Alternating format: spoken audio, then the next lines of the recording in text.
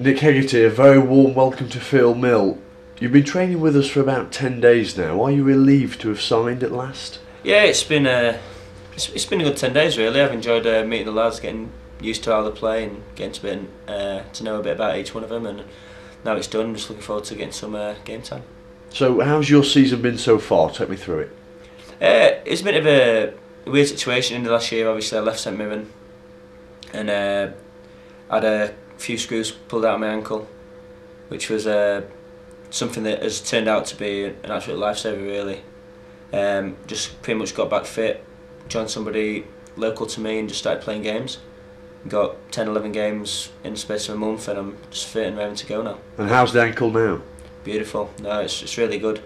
In the summer it's a bit touch and go, but after the op it's been beautiful, and I've managed 12 games in about a month and a half, so can't really be any happier. I mean, all in all though, was it an easy decision to come here? Yeah, no, definitely. I've spoken to Coxie a few times in the past year and a half probably, just keeping tabs on each other's progress, and it was, I know a few of the lads at Mansfield, I know what a few of them are about, what standards they've got, and I'm really happy to be part of it now. I mean, you're on a short-term deal till Christmas. Does that perhaps put a bit more pressure on you to impress than somebody on a longer-term contract? I'm not sure really. I think the pressure in football now, the fans, the players put on themselves, everything's game to game. I mean, I probably prefer it being short-term now, just so you know that there is nothing to lay back and relax on really.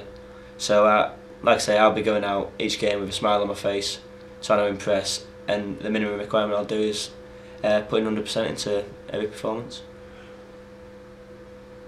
What are your strengths, Nick? I'll make good runs off the ball, I'll create space for others, and then when I get the ball I'll create good deliveries for the lads to score goals hopefully. I think I've proven over my career that I create goals, I create chances, and I provide assists as well as occasionally chipping in with a few myself. So what are your aims here? My aim is, at the end of my short-term deal, before we look at what's going to happen after, is for Mansfield to be in the playoffs. That's to be in the playoff situation, so at Christmas they can get ready to kick on. I know you mentioned in an earlier answer that you know some of the players here. Who do you know, and what have they said to you? Obviously I've played with Paul Bolland for a couple of years, a few years ago, so, and Ben Futcher, who's been here recently, I've played with in the past, so they've it's all been positive really. The setup and the training ground's good, they talked about the management and the staff, and it's a really positive place to be. I'm just outside the playoffs, ready to push on, and obviously a few more points, and it's going to be a really interesting season for the Mansfield fans. And as importantly, what's Paul Cox, the manager, said to you? He just told me to come in and play like I'll play, you know, be positive. He wants to get everybody under the same mindset, and I think it's the same in football.